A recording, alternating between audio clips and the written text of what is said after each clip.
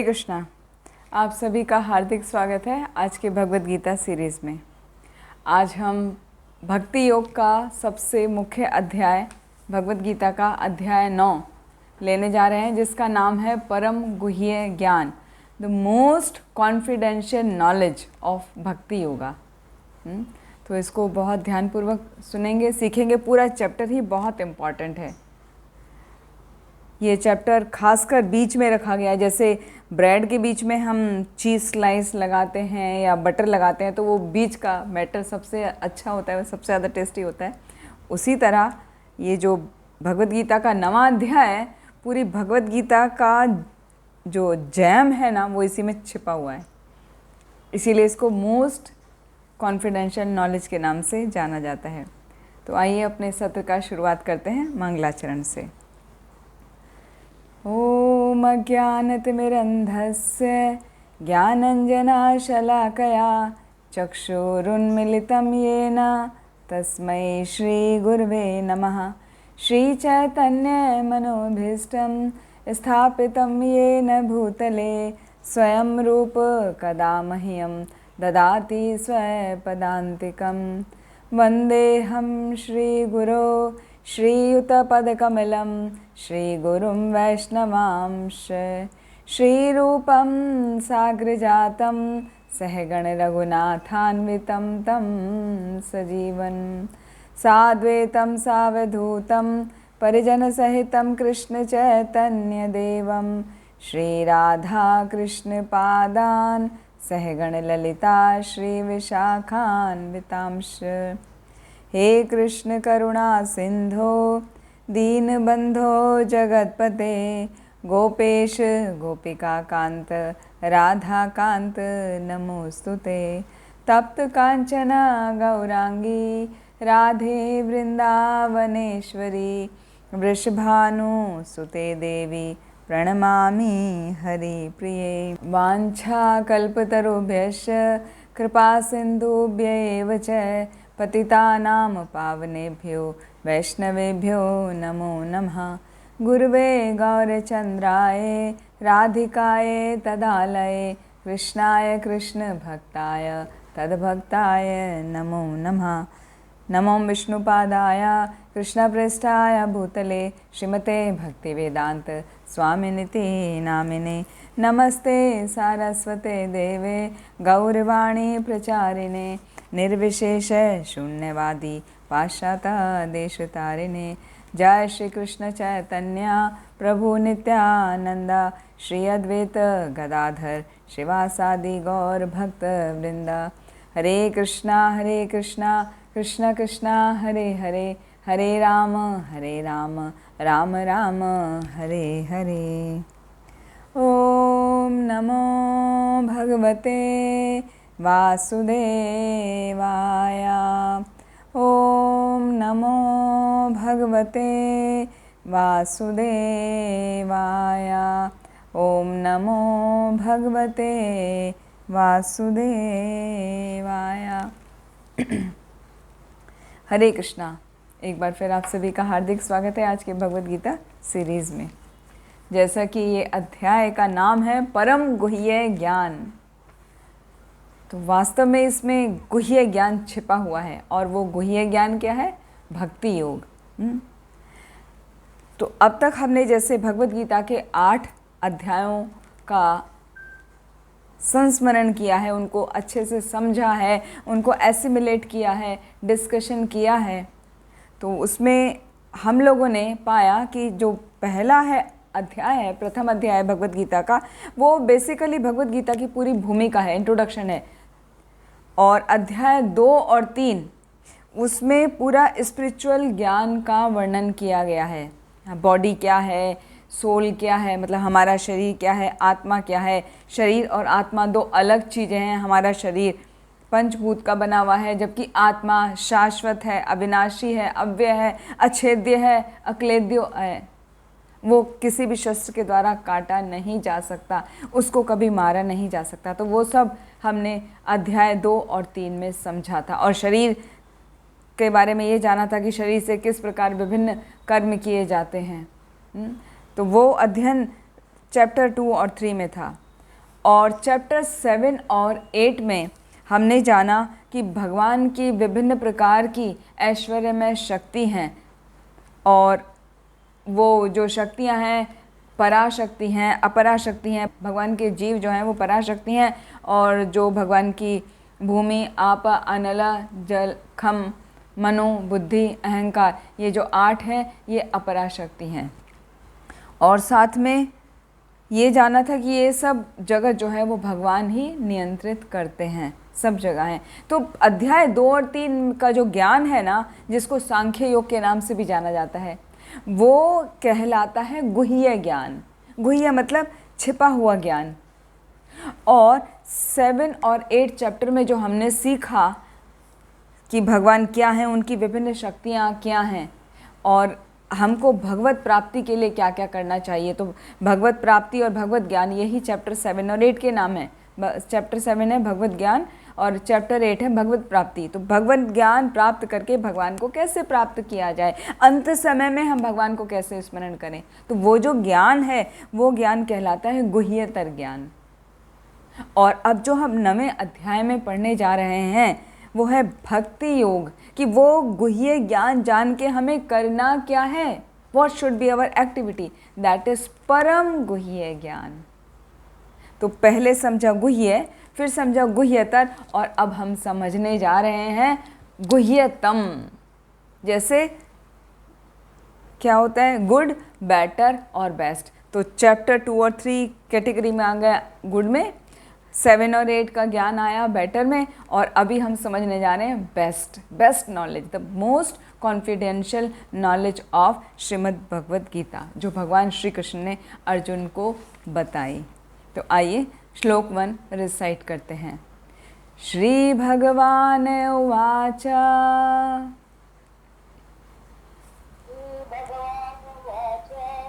इदं तु ते गुह्यतमम्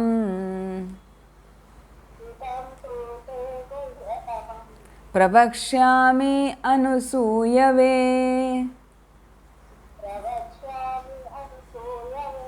ज्ञानं विज्ञानसहितं ज्ञात्वा मोक्षसे अशुभात्।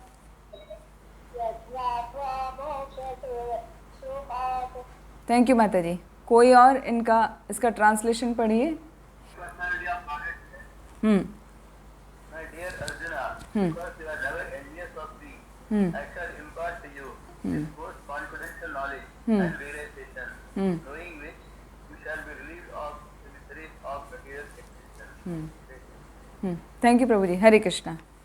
यहाँ पर भगवान कह रहे हैं क्योंकि तुम मुझसे कभी भी ईर्ष्या नहीं करते, इसलिए मैं तुम्हें ये परम गुह्य ज्ञान और उसकी अनुभूति, उसको रियलाइज़ करना बताऊंगा, जिसे जान के तुम सारे क्लेशों से मुक्त हो जाओगे। तो इदम तूते, ये जो ज्ञान है ना, गुह्यतमम प्रवक्ष्यामि, प्रवक्ष्यामि माने कह रहा हूँ, ये जो गुह्य ज्ञान है वो मैं तुम्हें कह रहा हूँ। क्यों कह रहा हूँ? अनुसूयवे, क्योंकि तुम किसी से ईर्ष्या नहीं करते हो। और ज्ञानम विज्ञान सहितम, ये कैसा है? ये ज्ञान जो है, जो आध्यात्मिक नॉलेज है, वो विज्ञान के साथ में, विज्ञान मतलब अप्लाइड नॉलेज को विज्ञान कहा जाता है, या रियलाइज्ड नॉलेज को ज्ञान कहा जाता है। मतलब जो ज्ञान आपने सीख लिया, थ्योरी सीख ली, थ्योरी सीखने के बाद आप उसको कैसे अप्लाई कर रहे हैं, एप्लीकेशन, या कैसे उसको रियलाइज़ कर रहे हैं। तो वो ज्ञान जिसको तुम अप्लाई भी कर सकते हो, जिसको तुम रियलाइज़ कर सकते हो, वो ज्ञान मैं अब तुम्हें बताने जा रहा हूँ। और वो क्या है? ज्ञात्वा, यत ज्ञात्वा, जिसको जानकर मोक्ष से तुम मुक्त हो जाओगे। किससे? अशुभात। अशुभ, अशुभ किसे कहते हैं? जो कुछ शुभ ना हो, यानी कि जो कष्टकारी बातें हों। तो ये जो पूरा संसार है वो क्या है? दुखालम अशाश्वतम है। यहाँ पे कष्ट ही कष्ट है, सबको दुख और परेशानियाँ ही हैं। डिफरेंट तरीके की सब लोगों को होती हैं, किसी को भी एक जैसी नहीं होती। सबका अलग अलग एक्सपीरियंस है, अलग अलग सर्कमस्टेंसेस के कारण उसकी परिस्थितियाँ अलग अलग होती हैं, और सबको अलग अलग प्रकार का कष्ट होता है, लेकिन कष्ट सभी को होता है। तो भगवान वो बता रहे हैं कि वो मैं ज्ञान तुम्हें बताने जा रहा हूँ जिसको पाके तुम सभी अशुभ से, सभी कष्टों से मुक्त हो जाओगे। तो यहाँ पर श्रील प्रभुपाद तात्पर्य में बता रहे हैं कि ये जो भक्ति का ज्ञान है, जो अभी भगवान श्री कृष्ण बताने जा रहे हैं अर्जुन को, हे अर्जुन तुम उसको ध्यान पूर्वक सुनो, क्योंकि ये भक्ति का ज्ञान जो भी व्यक्ति जितना भी ज़्यादा सुनता जाता है वो उतना ही ज़्यादा एनलाइटन हो जाता है, आत्म प्रकाशित हो जाता है। क्यों, कैसे, ऐसा क्या है इस भक्ति के ज्ञान में जो व्यक्ति एनलाइटन होता चला जाता है? वर्णन आता है कि ये जो ज्ञान है जो भगवान बता रहे हैं वो भगवान के द्वारा प्रदत्त ज्ञान है, तो भगवान की शक्तियों से भरा पूरा है, भगवान की शक्ति उसमें समाहित है उस पूरे ज्ञान में। तो जो भी कोई उस ज्ञान को समझ लेता है, उसको रियलाइज कर लेता है श्रद्धा पूर्वक, वो सभी प्रकार के कष्टों से मुक्त हो सकता है। लेकिन उसकी एक शर्त है कि उसके लिए श्रद्धा चाहिए। वो एकेडमिकली स्कॉलर बन के यदि कोई सीखना चाहे, अपने मेंटल स्पेकुलेशन से कोई सीखना चाहे, तो वो भगवान को या इस भक्ति योग को नहीं सीख सकता। उसके लिए आवश्यक है अर्जुन की तरह शिष्य होना। जैसे अर्जुन शिष्य है भगवान का, तो वो कैसे है, वो पूर्ण समर्पित है भगवान को। तो इसी प्रकार का शिष्य होना चाहिए जो पूरी तरह समर्पित होकर भगवान को समझे, पूरी निष्ठा के साथ समझे। तो जो व्यक्ति पूरी निष्ठा के साथ, श्रद्धा के साथ इस भगवत ज्ञान को समझने की इच्छा रखता है, भक्तों के संग में आता है, भगवान उसको बुद्धि प्रदान करते हैं। ये श्लोक आएगा 10th चैप्टर में, जब भगवान स्वयं कहेंगे ददामि बुद्धि योगम तम येन मामोपयान्ति ते, मैं उनको बुद्धि प्रदान करता हूँ सीखने के लिए, जिससे वो मेरे पास तक आ सकें। तो ये जो आत्म साक्षात्कार का विज्ञान है, जो मोस्ट कॉन्फिडेंशियल नॉलेज है, जिसमें परम गुह्य बातें छिपी हुई हैं, ये भगवान श्री कृष्ण अर्जुन को प्रकट कर रहे हैं, जो हम सभी के लिए बहुत ही इम्पॉर्टेंट है। साथ ही भक्ति रसामृत सिंधु में भी कहा गया है कि ये इतना परम गुह्य ज्ञान है, जो इसको प्राप्त करने की इच्छा रखता है वो बेशक बद्धावस्था में हो, कंडीशनल स्टेज में ही क्यों ना हो, लेकिन यदि उसके हृदय में उस भगवत ज्ञान को प्राप्त करने की इच्छा जाग गई है, तो वो व्यक्ति मुक्त कहलाता है। उसे मुक्त समझना चाहिए, क्योंकि वो ज्ञान कोई साधारण ज्ञान नहीं है। यदि हम में से किसी के भी हृदय में जो ये सुन रहा है, ये भाव जागता है कि भगवान ने ऐसा क्या परम गुह्य ज्ञान है, चलो मैं सुनता हूँ या सुनती हूँ और उसका मैं फ्यूचर में पालन भी करूँगा, तो खाली वो श्रद्धा, वो भावना ही उसको मुक्ति की तरफ ले जाती है। इसमें जो इम्पॉर्टेंट शब्द हैं वो क्या है, इदम ज्ञानम और अनुसूयवे, दो शब्द बहुत इम्पॉर्टेंट हैं, जिसमें भगवान बता रहे हैं इदम ज्ञानम, ये ज्ञान।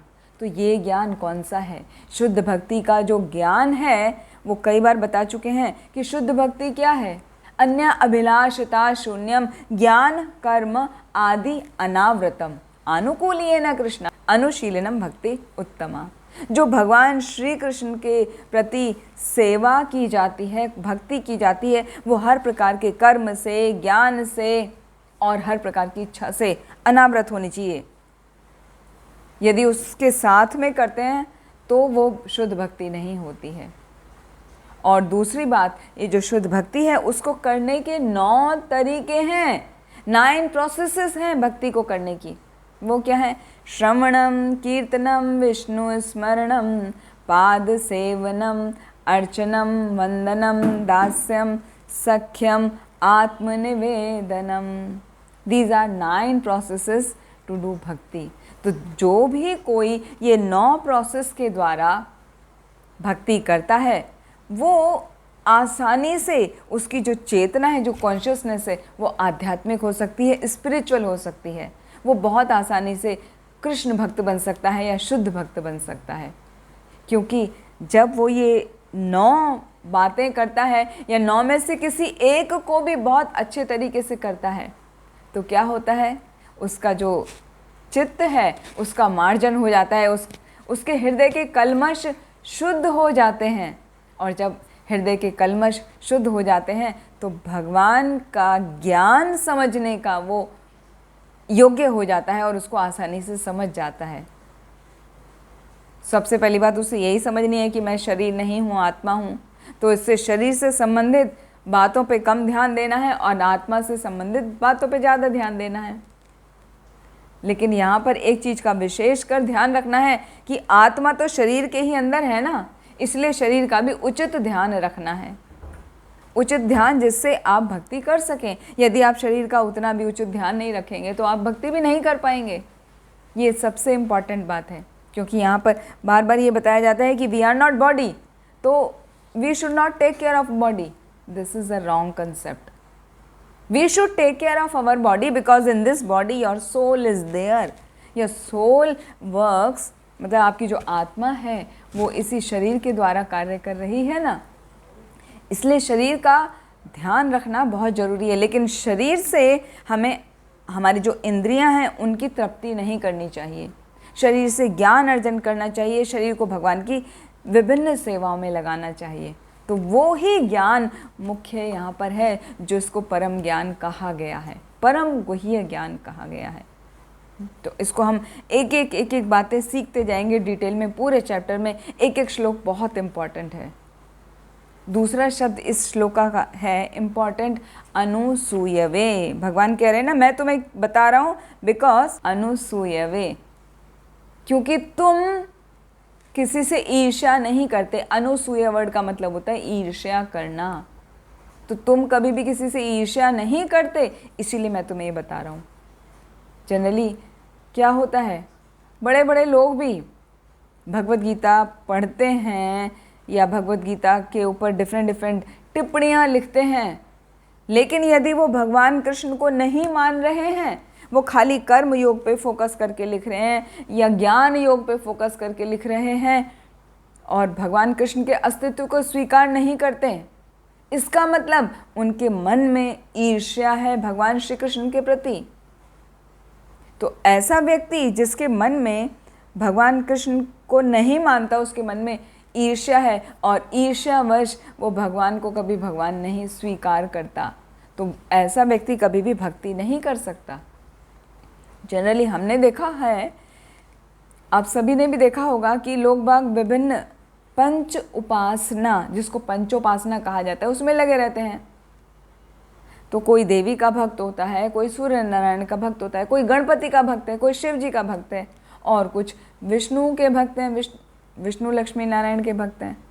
तो होता क्या है, ये भी स्टेप वाइज स्टेप होता है।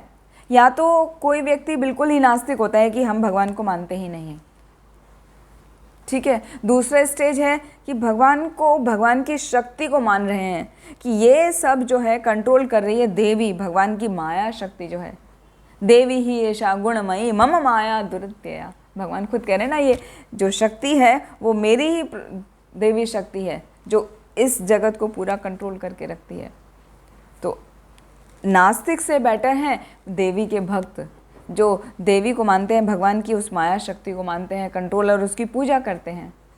जो भक्ति में और थोड़े आगे बढ़े होते हैं, वो समझते हैं कि हर कार्य तो सूर्य के ही द्वारा होता है, सूर्य निकलता है, सूर्य के किरणों से ही प्रकाश होता है, उसी से पूरा ऊर्जा और ऊष्मा प्राप्त होती है। हर कार्य उसी से हो रहा है। जैसे वर्षा होती है तो वो एवोपरेट होकर वाटर साइकिल सूर्य के कारण हो रही है और उससे फिर हमारी फसल उगती है, फसल खाते हैं, फिर हमारी जेनरेशन आगे बढ़ती है ना, प्रोजनी।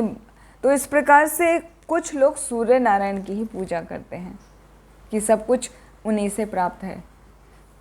जो नेक्स्ट स्टेप वाले होते हैं वो क्या करते हैं, वो मानते हैं कि जो गणेश जी हैं वो ही बुद्धि प्रदाता हैं, वही हमारे समस्त विघ्नों का हरण करने वाले हैं, तो उनकी पूजा करनी चाहिए। तो कुछ लोग उनके प्रति समर्पित होते हैं। फिर कुछ लोग शिव भक्त होते हैं जो और थोड़ा भक्ति में बड़े चढ़े होते हैं, क्योंकि शिव जी क्या हैं, वैष्णवानाम यथा शंभो, वो वैष्णवों में भी परम हैं, वो कोई साधारण हमारी तरह जीवात्मा नहीं है। तो कुछ लोग उनको समर्पित होते हैं, लेकिन जो फाइनल स्टेप पे होते हैं वो भगवान विष्णु के भक्त होते हैं, लक्ष्मी नारायण के भक्त होते हैं, सीताराम के भक्त होते हैं, तो उनको वैष्णव कहा जाता है। तो ऐसा शास्त्रों में वर्णन आया है कि नास्तिक से बेटर देवी का भक्त है, देवी के भक्त से सूर्य नारायण का भक्त बेटर है, उससे बेटर गणपति का भक्त है, उससे बेटर शिव जी का भक्त है, और सबसे अच्छा है वैष्णव। तो ये हम जन्मों जन्मों से, पता नहीं कितने जन्मों से भक्ति करते आ रहे हैं, विभिन्न स्टेप को पार किए हैं, तब जाके अब हम वैष्णव बने हैं। और वैष्णवों में भी भगवान विष्णु के विभिन्न रूप हैं, वराह अवतार है, नरसिंह अवतार है, वामन अवतार है, दत्तात्रेय अवतार है, हाँ, लक्ष्मी नारायण का अवतार है, सीताराम है, भगवान के जो 24 अवतार हैं उनका मुख्य 10 अवतार हैं, उनका वो जिस पे भी उसका आस्था टिकती है वो वहाँ पर पूजा करता है। लेकिन सबसे बेस्ट क्या है? कायेन वाचा मनसा इंद्रियैर्वा बुद्धयात्मना वा अनुसृत स्वभावात् करोमि यत् यत् सकलं परस्मै नारायणायेति समर्पयामि। जो अपने हर कार्य को, वाणी को, मन से जो भी कार्य करता है, शरीर से जो भी कार्य करता है, वो हर कुछ भगवान विष्णु को, नारायण को, कृष्ण को समर्पित करते हुए चलता है, वो होता है उत्तम भक्त। और ऐसा करते करते व्यक्ति केवल मुक्ति ही नहीं प्राप्त करता, वो भगवत धाम को प्राप्त कर जाता है, जो शुद्ध भक्ति करता है। तो जो कृष्ण के प्रति ईर्ष्या करते हैं उनसे बेटर, नास्तिक से बेटर, आस्तिक से बेटर, ये विभिन्न स्टेप आपको बताए। ये इसलिए बताया जा रहा है जिससे समझ सकें कि ये गुह्य भक्ति क्या है, गुह्य नहीं, गुह्यतम क्या है। तो ये सब हमें सीखने को मिल रहा है भगवद गीता से, क्योंकि भगवान कृष्ण को यदि कोई नहीं जानता, कोई नहीं उनको एक्सेप्ट करता, तो वो भक्ति कर ही नहीं सकता। उसकी सीधी आलोचना की गई है कि वो मूर्ख है, निरा मूर्ख है, जो अपना समय व्यर्थ बर्बाद कर रहा है।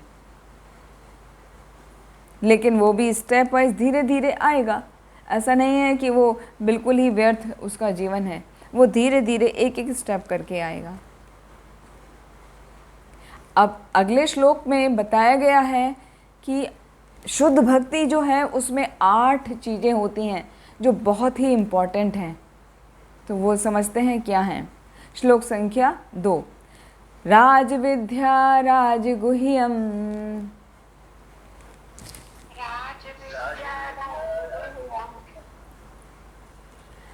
पवित्रम इदम उत्तमम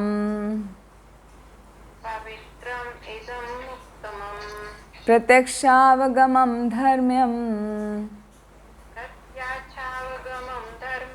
सुसुखं कर्तुमव्ययम्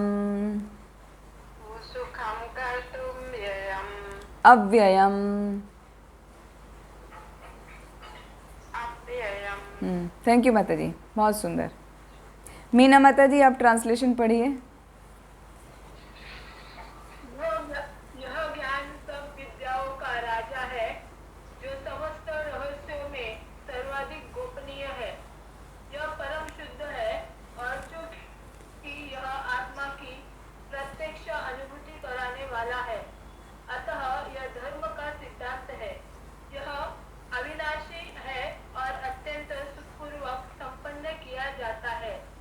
thank you Mata ji, Hare Krishna, thank you, बहुत सुंदर। ये इसमें 8 बातें क्या हैं, you can mark in your book. First, Raj Vidya, ये जो भक्ति योग है, ये जो परम गुह्य ज्ञान है, ये क्या है, सबसे पहला वर्ड है राज विद्या, ये सभी विद्याओं का राजा है। दूसरा, राज गुह्यम, जितने भी ज्ञान हैं उन सभी में सबसे गोपनीय है, द मोस्ट कॉन्फिडेंशियल नॉलेज है ये। थर्ड वर्ड, पवित्रम, ये बहुत ही पवित्र है, बहुत ही पवित्र को कहा जाता है, शुद्ध है, पवित्र है, पायस है, शुद्ध है। चौथा, उत्तमम, उत्तमम मतलब सबसे बेस्ट है, उससे उत्तम कुछ नहीं है। गुह्य फिर गुह्यतर और ये गुह्यतमम, तो परम है, ये उत्तम है। फिर 5वां वर्ड प्रत्यक्षावगमम। प्रत्यक्षावगमम मतलब, अवगमम मतलब समझा जाता है, कैसे? प्रत्यक्ष रूप से। तो प्रत्यक्ष रूप से हम कोई की चीज़ कैसे समझते हैं? जब हमें अनुभव होता है। तो कहने का अर्थ ये है प्रत्यक्षावगमम, मतलब ये शुद्ध भक्ति प्रत्यक्ष रूप से अनुभव की जा सकती है। ये खाली हवा में नहीं है, थ्योरी नहीं है, इसको आप अनुभव कर सकते हैं। ये प्रत्यक्ष अनुभूति कराने वाला है। छठा शब्द, छठा धर्म्यम। धर्म्यम मतलब ये धर्म का सिद्धांत है, क्या राइट है और क्या रॉन्ग है, ये पूरा हमें क्लियरली मेंशन करता है। तो धर्म का सिद्धांत है ये ज्ञान, और अविनाशी है। अव्ययम, अव्यय मतलब अविनाशी, इसका कभी नाश नहीं होता। ऐसे नहीं है कि आज नॉलेज कुछ और है, थोड़े समय के बाद बदल के कुछ और हो जाएगी और एडवांस वर्जन आ जाएगा, है ना। हम देखते हैं ना मटेरियल नॉलेज में जैसे हमारे विभिन्न सब्जेक्ट्स होते हैं, history, geography, science, biology, medical science, even engineering, mathematics, whatever आप जो भी सब्जेक्ट पढ़िए, उसमें कुछ सालों के बाद में चेंजेस आते रहते हैं, एडवांस नॉलेज आती रहती है, एडअप होती रहती है। लेकिन ये क्या ऐसा है?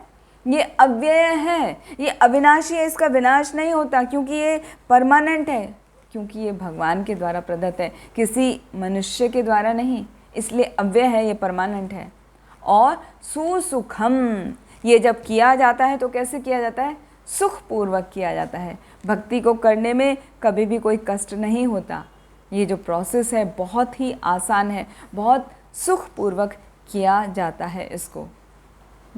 तो ये 8 पॉइंट याद रखिएगा, क्वेश्चन पूछा जा सकता है बाद में, ये आपके क्वेश्चन आंसर सेशन में।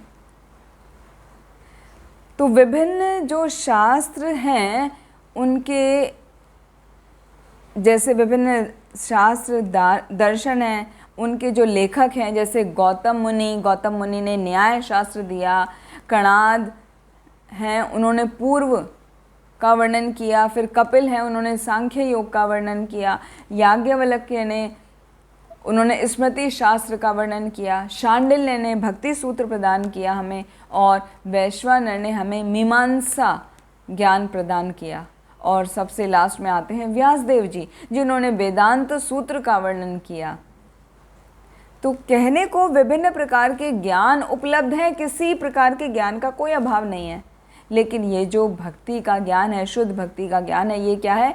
वो राज विद्या कहलाता है, क्योंकि ये सबसे ऊपर है, परम है, ये गुह्यतमम है, ये शरीर और आत्मा के ज्ञान से भी ऊपर का ज्ञान है, क्योंकि ये हमें भक्ति योग में लगाता है कि आत्मा को, शरीर को किस तरह भगवान की सेवा में लगाना है, ये वो सिखाता है, इसलिए राज विद्या कहलाता है।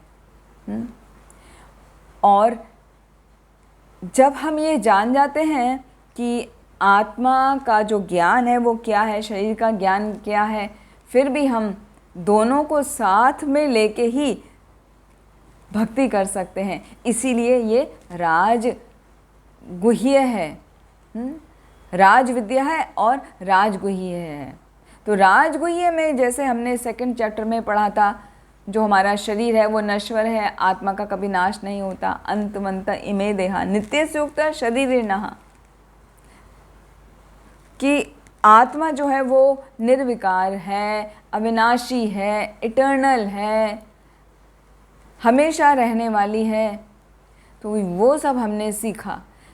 लेकिन आत्मा इतना सब होने के बाद भी वो सक्रिय है, वो निष्क्रिय नहीं है, वो बहुत ज़्यादा सक्रिय है।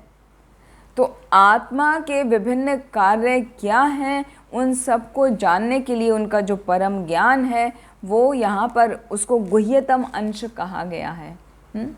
और तीसरा है पवित्रम। पवित्रम मतलब वो शुद्धतम है। और चौथा आएगा उत्तमम। तो पवित्रम और उत्तमम को समझाने के लिए एक एनालॉजी का वर्णन किया गया है। एक वृक्ष का, जैसे एक सीड होता है, सीड को हम जब सो करते हैं सॉइल में, उसको फिर प्रॉपर वाटर कर देंगे, उसको सनलाइट में रखेंगे, तो क्या होगा, वो सीड स्प्राउट बनेगा और वो अंकुरित होके क्या होगा, एक छोटा सा सीडलिंग आ जाएगा। सीडलिंग आएगा, फिर उसमें 2 कॉटिलीडन्स आएंगे और वो धीरे धीरे छोटा सा प्लांट बनेगा। और वो प्लांट बड़ा होते होते जब आप उसको प्रॉपर वाटर करेंगे, प्रॉपर उसको सनलाइट में रखेंगे, तो बड़ा सा वो ट्री बन जाएगा।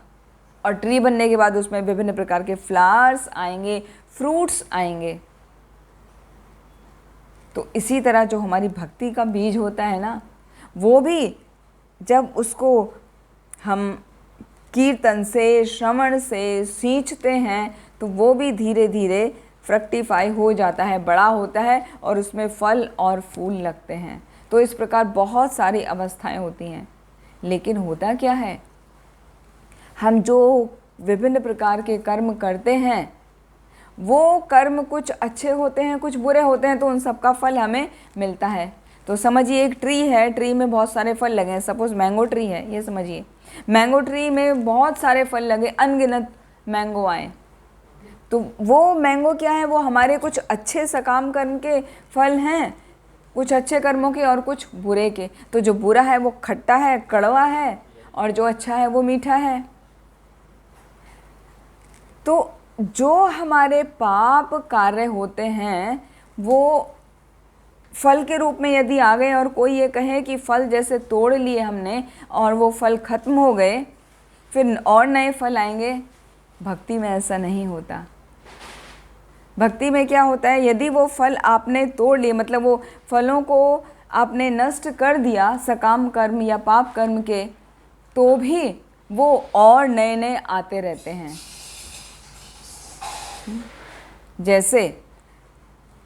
जैसे एक बड़ा सा ट्री है, उसको आप उसके फल फूल तोड़ लो तो फल उसके बार बार आते रहते हैं ना, वापस से अगले साल फिर फल आएंगे। सपोज़ आपने उसकी टहनियाँ तोड़ दी तो नई टहनियाँ फिर निकल आती हैं।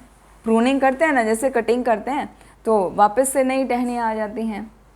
या आपने उसका स्टेम काट दिया, मेन स्टेम काट दिया हाफ, तो अगले साल वो वहाँ से नया स्टेम फूट जाएगा। और आपने उतना कर दिया कि बिल्कुल ज़मीन के पास से ही स्टेम काट दिया, तो क्या होगा, 1 साल बाद या जो भी उसका टाइम पीरियड है, उस में से वापस से नया कोपले फूट जाएंगे और वो नया फिर से बढ़ना चालू हो जाएगा। तो कहने का अर्थ ये है कि जब तक हमने उसका मूल नहीं उखाड़ा, उसकी जड़ रूट नहीं उखाड़ी, तो क्या प्लांट बार बार ग्रो करता है। इसी प्रकार हमारे जो कर्म होते हैं विभिन्न प्रकार के, उनका जो फल है, यदि हम वो पाप के कर्मों के फलों को नष्ट कर भी देते हैं किसी कारण, किसी प्रोसेस से, भक्ति के विभिन्न क्रियाएं हैं, जैसे हमने कुछ यज्ञ आदि किए, कुछ हवन किए, कुछ अलग तरीके के मंत्रों का जप किया, तो हमारे पाप कर्म कट जाते हैं, लेकिन वो वापस से आ जाते हैं। तो ऐसा क्या है, वो क्यों आते हैं, तो उसको पद्म पुराण में समझाया गया है। अप्रारब्ध फलम पापम कूटम बीजम फलोन्मुखम क्रमेणेवा प्रलीयेता विष्णुर्भक्तिरतात्मनाम। ये जो कर्मों का प्रोसेस है, ये साइक्लिक प्रोसेस है। इसको कहते हैं साइकिल ऑफ सिन। सिन का साइकिल कैसे चलता है, पहली बात तो ये समझने की है कि हम कोई भी सिन, कोई भी पाप क्यों करता है। या तो गलती से करता है या तो जानबूझ के करता है। ज़्यादातर क्या होता है, गलती से ही कोई पाप करता है। और गलती क्यों होती है, क्योंकि उसको ज्ञान नहीं है उस बात का। अज्ञान के कारण वो गलती कर बैठता है, या अविद्या के कारण वो गलती करता है। तो वो जो गलती करता है, उसको गलती करने का वो जो प्रवृत्ति उसकी बन जाती है, वो कहलाती है बीज। सीड बन गई वो। और सीड जब बन गई तो वो सीड तो कभी तो फ्रक्टिफाई होगा ना। जैसे सीड को सॉइल में डाला तो कभी ना कभी तो वो अंकुरित होगा। जैसे ही फेवरेबल सीजन आएगा तुरंत अंकुरित हो जाएगा। तो बीज का फिर रूप हो जाता है, वो पाप बन जाता है। और जब वो फ्रक्टिफाई होता है तो वो प्रारब्ध के रूप में, पहले अप्रारब्ध में पड़ा रहता है और अप्रारब्ध फिर बन जाता है प्रारब्ध। प्रारब्ध मतलब वो स्टेज जिसमें हम दुख भुगतते हैं। दुख कैसा भी हो सकता है, कष्ट कैसा भी हो सकता है, शारीरिक, मानसिक, आध्यात्मिक, 3 प्रकार के कष्ट होते हैं ना, अधिदैविक, आध्यात्मिक और अधिभौतिक। तो कैसा भी कष्ट हो सकता है। तो वो सब कष्ट जो होते हैं वो कहलाते हैं प्रारब्ध। प्रारब्ध से पहले की स्टेज होती है अप्रारब्ध, जो हमको अभी नहीं मिल रहे हैं, जो कष्ट अभी नहीं मिल रहे हैं, अप्रारब्ध अगले किसी लाइफ में मिलेंगे। और अप्रारब्ध से भी पहले की स्टेज होती है कूटम। कूटम का अर्थ होता है वो स्टेज कि अभी ट्री मैच्योर हो गया है और उसमें सीड आने वाले हैं, है ना। जब ट्री मैच्योर होता है तो उसमें फूल आते हैं, फिर फल आते हैं, फल के अंदर सीड लगते हैं, तो वो मैच्योर ट्री वाला स्टेज है कूटम। तो इस प्रकार श्लोक में जैसे लिखा है अप्रारब्ध, अप्रारब्ध का फल है पाप, पाप से फिर कूट, कूट से फिर बीज, इस तरह वो फल उन्मुख होते रहते हैं, बार बार बार बार वो साइक्लिक प्रोसेस चलता रहता है, वो रुकता नहीं है। तो अप्रारब्ध और कूट तो हैं वो हमारे फ्यूचर लाइफ में प्रकट होते हैं, और प्रारब्ध और उसके जो बीज, जो पाप करने की प्रवृत्ति है, वो इसी लाइफ में हम देखते हैं।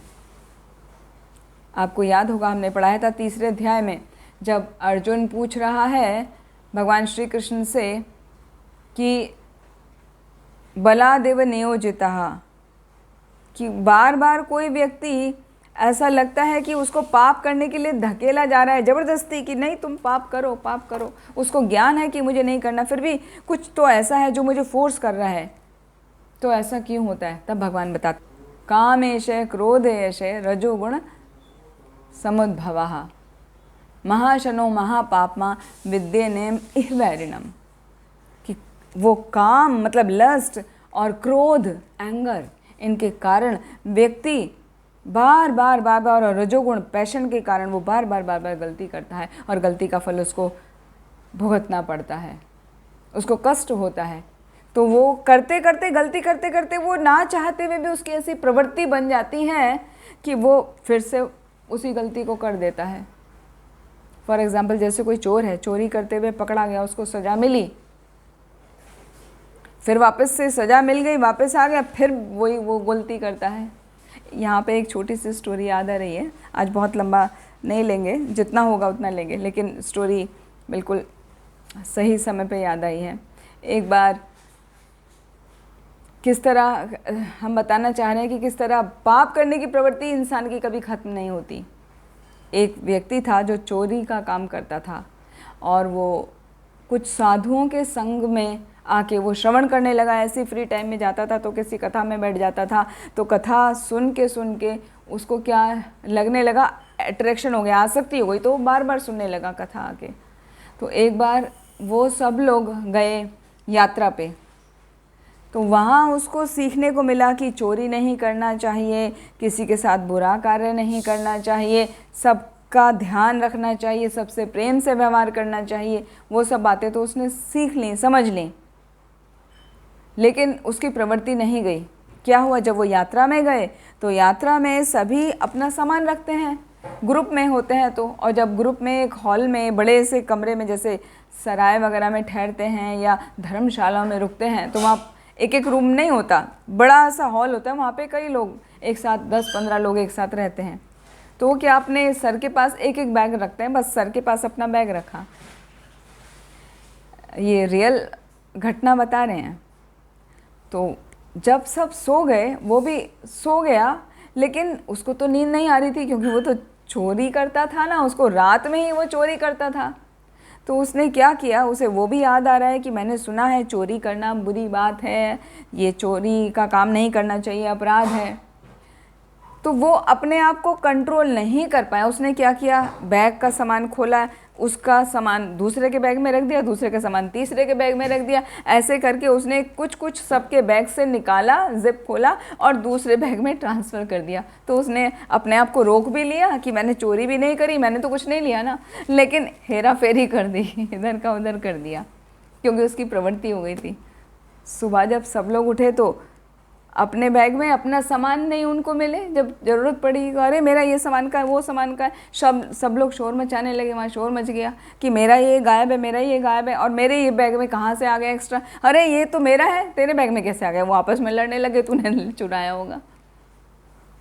तो ऐसा हो जाता है, व्यक्ति ना चाह के भी प्रवृत्ति हो चुकी है उस बात को करने की, उस प्रवृत्ति के कारण वो गलती कर बैठता है।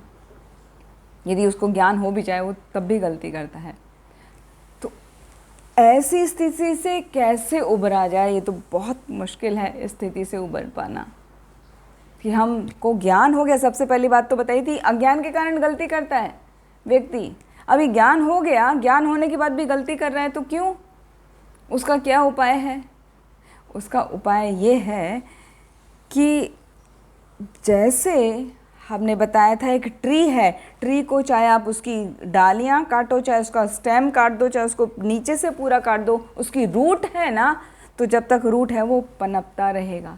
इसी तरह पाप करने की प्रवृत्ति है ना हृदय में, पुराने पता नहीं कितने जन्मों से है, गलतियां करने की कितने जन्मों से प्रवृत्ति है, वो खत्म नहीं होती। उसको खत्म करने का तरीका है, वो जो बीज है जो पाप करने की प्रवृत्ति प्रदान कर रहा है, उस बीज को ही नष्ट कर दिया जाए। वो बीज कैसे नष्ट होगा? फॉर एग्ज़ाम्पल, आप कोई भी बीज ले लीजिए, जैसे धनिए का बीज ले रहे हैं या गेहूं का ले रहे हैं, तो आप उसको अच्छे से रोस्ट कर लो। ग्राम ले रहे हैं या मैंगो ले रहे हैं, जो भी कोई भी सीड आपको लेना है, उसको अच्छे से रोस्ट कर लो, पूरा उसको भून लो।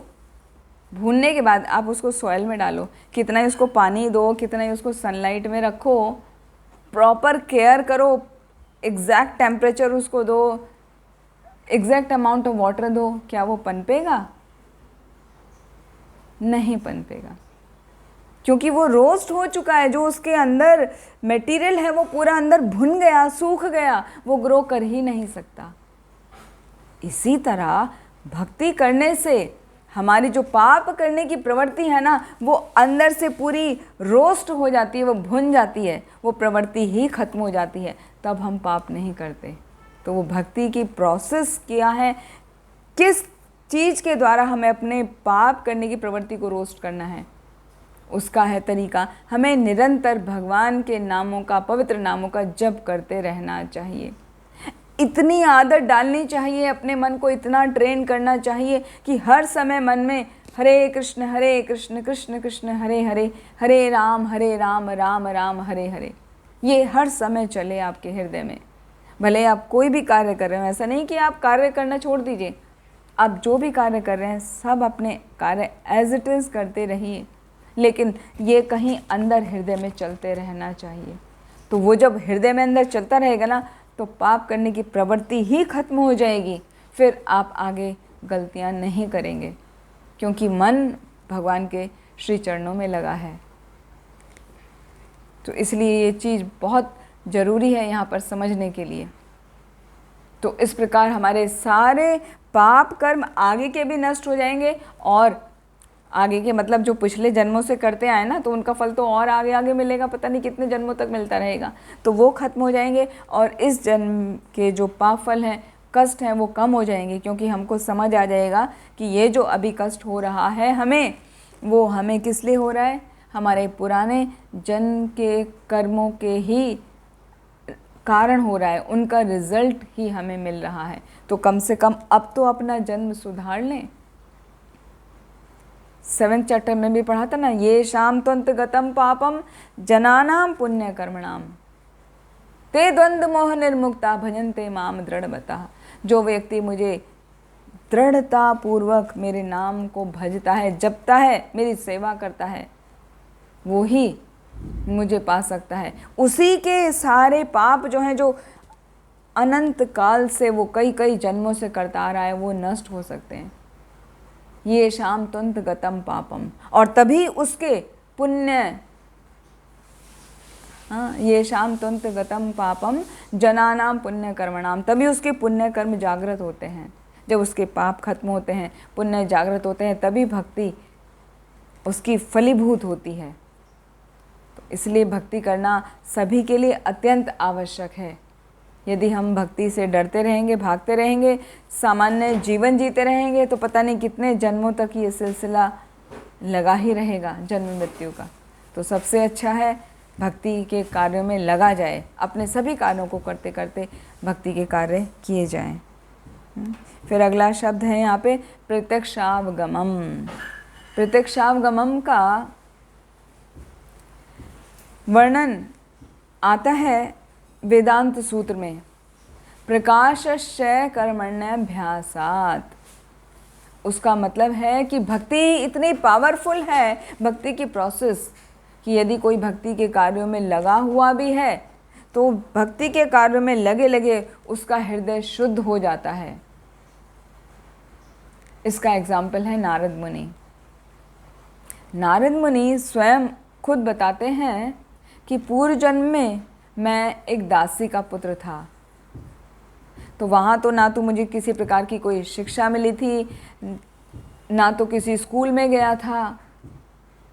हाँ, तो होता क्या था, मेरी माँ जो है वो निरंतर सेवा करा करती थी दूसरे लोगों की, बड़े लोगों की।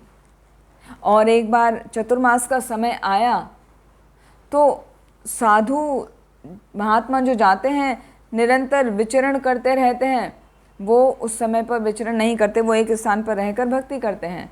तो वो ऐसा समय था जब कुछ साधु महात्मा एक जगह रुके हुए थे, तो वहाँ पर मेरी माँ को अवसर मिला उनके लिए कुछ सेवा करने का, उनको कुकिंग करके देने का, उनको खिलाने का, प्रसाद, उनके जूठे बर्तन उठाने का, साफ़ करने का, ऐसी सेवा मिली।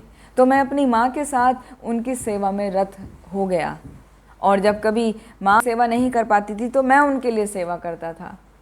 तो इस प्रकार मैं उनकी सेवा नित्य प्रतिदिन करा करता था। और एक बार की बात है, मैंने उनसे आज्ञा ली, जब उनके साथ रहते थे तो प्रवचन वगैरह सब सुनते थे, तो वो प्रवचन सुन के नारद मुनि का हृदय शुद्ध हो गया, और सेवा का अवसर प्राप्त होते होते उनके मन में, हृदय में आया कि जो थोड़ा उच्छिष्ट बच जाता है ना, वो उच्छिष्ट को मैं खा लूँ। तो उन्होंने साधु से, वो महात्मा जो थे, उनसे आज्ञा ली कि क्या मैं आपका बचा हुआ उच्छिष्ट खा सकता हूँ। उन्होंने आज्ञा दे दी।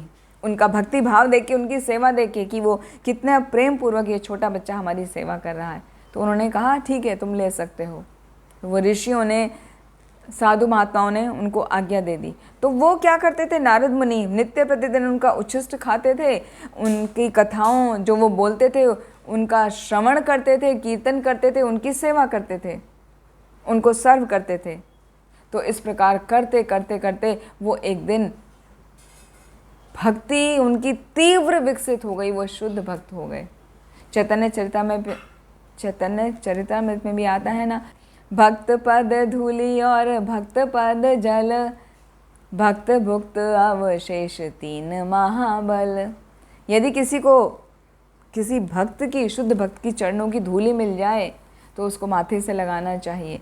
किसी भक्त के चरण को प्रक्षालन का जल मिल जाए तो उसको अपने सिर के ऊपर छिड़कना चाहिए। और किसी शुद्ध भक्त के पाए हुए प्रसाद का थोड़ा सा अवशेष भी मिल जाए तो उसको पा लेना चाहिए आदर पूर्वक। यदि कोई इन 3 चीज़ों को पाता है या 3 में से किसी एक को पा लेता है तो ये भक्ति के महाबल कहे गए हैं। उसकी भक्ति एकदम से तीव्र हो जाती है, इंटेंस हो जाती है।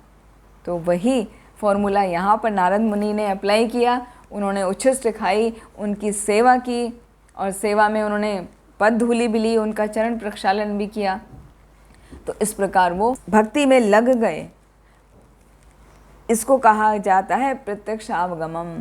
ये प्रत्यक्ष रूप से अनुभूति कराता है, अनुभव कराता है। शुद्ध भक्ति कैसे की जाती है, नारद मुनि ने अपने एग्जाम्पल से खुद बताया। फिर अगला शब्द है धर्म्यम, है ना। धर्म मतलब ये धर्म का सिद्धांत है। भक्ति जो है धर्म का सिद्धांत है। कि जैसे अभी नारद मुनि का बताया, नारद मुनि ने जब भक्तों की संगति करी तो धर्म के जो बातें थी, सिद्धांत थे, वो उनका पालन कर सके, जो कि मनुष्य का परम लक्ष्य है। श्रीमद् भागवतम में भी आता है, सेवई पुंसा परो धर्मो यतो भक्तिर अधोक्षजे, कि एक व्यक्ति का परम लक्ष्य है कि उस अधोक्षज, वो भगवान श्री कृष्ण जिसको साधारण इंद्रियों से नहीं पाया जा सकता, उन भगवान की सेवा करे। वो ही एक व्यक्ति का परम धर्म है।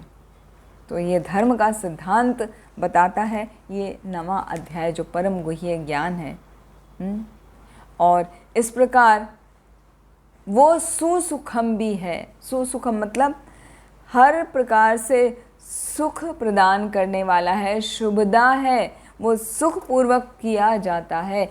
भक्ति को करने में कोई कष्ट नहीं है। आप क्लास सुन रहे हैं, कोई कष्ट है? खाली अपना मोबाइल या लैपटॉप जिससे भी आप सुन रहे हैं वो उसमें लिंक टच किया और क्लास शुरू हो गई। So easy to get the class.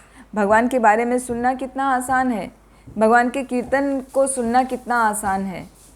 प्रामाणिक आचार्यों के द्वारा जो विभिन्न भाषण दिए जाते हैं उसको आप आसानी से सुन सकते हैं। यहाँ तक कि जो भगवान का प्रसाद वितरित होता है वो खाने में कितना स्वादिष्ट लगता है ना, वो भी आसानी से मिल जाता है ना। आप घर में खुद कुक करते हैं, भगवान को ऑफर करके खाइए तो वो भी क्या एकदम प्रसाद बन जाता है, स्वादिष्ट होता है। और साथ में देखा जाए तो भक्ति का प्रोसेस इतना इजी है कि अमीर तो क्या, गरीब से गरीब भी आसानी से कर सकता है। क्योंकि भगवान तो कहते हैं ना, पत्रम पुष्पम फलम तोयम यो में भक्त्या प्रयच्छति। कोई मुझे प्रेम पूर्वक फूल दे, एक फल दे, पानी दे, एक तुलसी दल दे, मैं तो उसी से प्रसन्न हो जाता हूँ। तो भगवान के लिए शुद्ध भक्ति की सेवाओं को करना कोई मुश्किल नहीं है। इसीलिए इसको कहा गया है सुसुखम, अत्यंत सुखपूर्वक की जाती है भक्ति। भक्ति को करने में किसी प्रकार का कोई कष्ट नहीं है। इसमें कोई अष्टांग योग करने के लिए नहीं कहा जा रहा है, इसीलिए वो सुखपूर्वक की जाती है। फिर है अव्ययम। अव्ययम मतलब वो अविनाशी है। जितनी भक्ति आपने इस जन्म में अभी कर ली, अगले जन्म में उससे आगे ही करने को मिलेगी। तो इसलिए वो अव्यय है, उसका कभी नाश नहीं होता है। और धीरे धीरे आप कहाँ तक पहुँच जाते हैं? मुक्ति की अवस्था तक पहुँच जाते हैं, भगवत धाम को प्राप्त कर जाते हैं। तो हमें लगातार उस प्रोसेस में लगे रहना होता है। और जब कोई व्यक्ति यदि मुक्ति प्राप्त कर भी लेता है तो भी यदि वो शुद्ध भक्ति के प्रोसेस में लगा है तब भी वो रुकता नहीं, तभी भी भक्ति में लगा रहता है।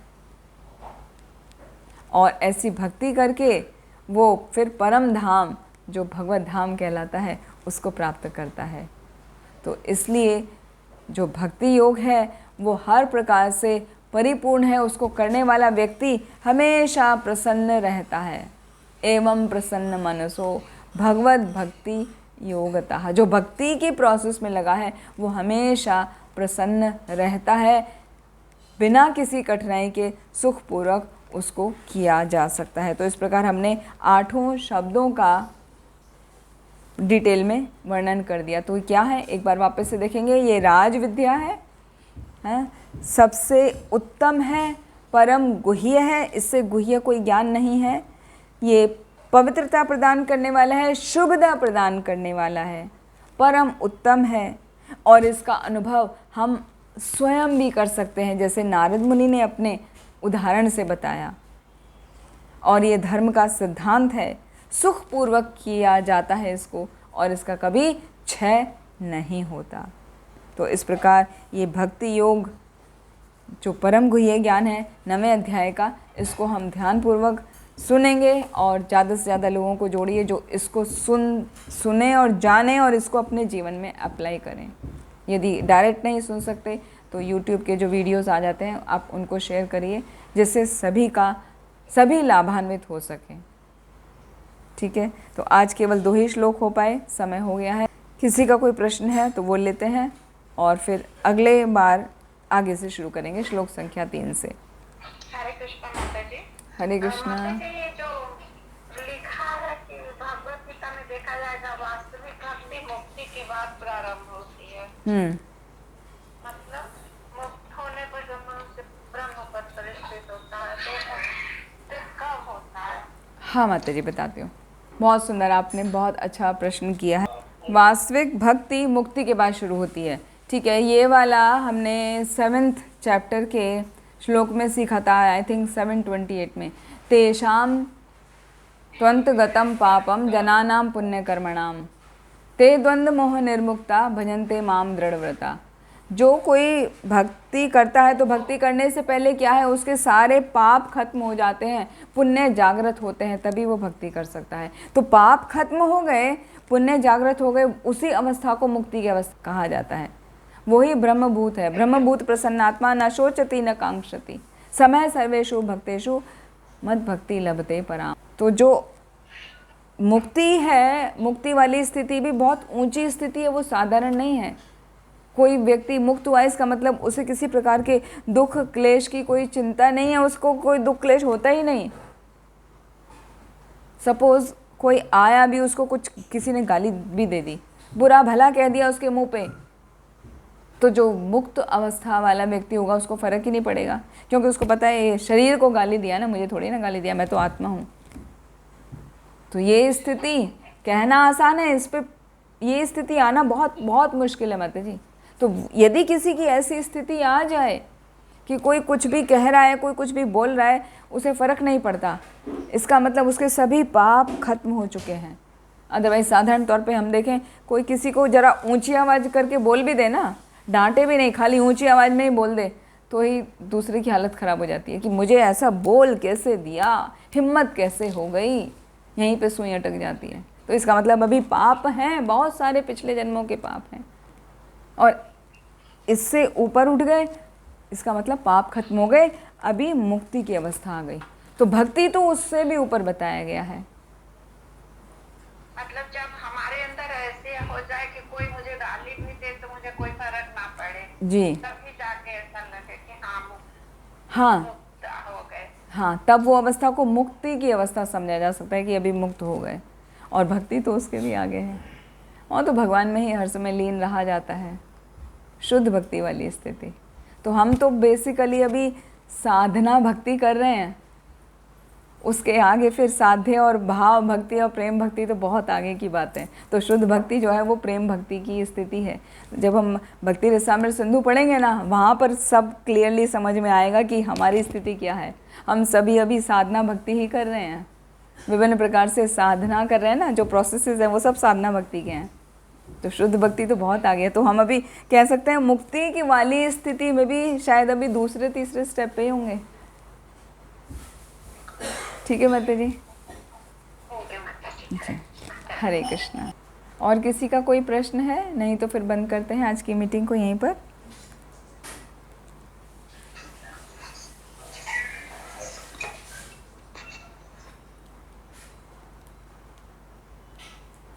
ठीक है, यदि किसी का कोई प्रश्न नहीं है तो फिर यहीं समाप्त करते हैं। वांछा कल्पतरुभ्यश्च कृपा सिंधुभ्येव च पतितानां पावनेभ्यो वैष्णवेभ्यो नमो नमः। अनंत कोटि वैष्णव भक्त वृंद की जय। नामाचार्य श्री हरिदास ठाकुर की जय। श्री हरिनाम प्रभु की जय। निताय गौर हरि प्रेमानंदी। हरि हरि हरे कृष्ण।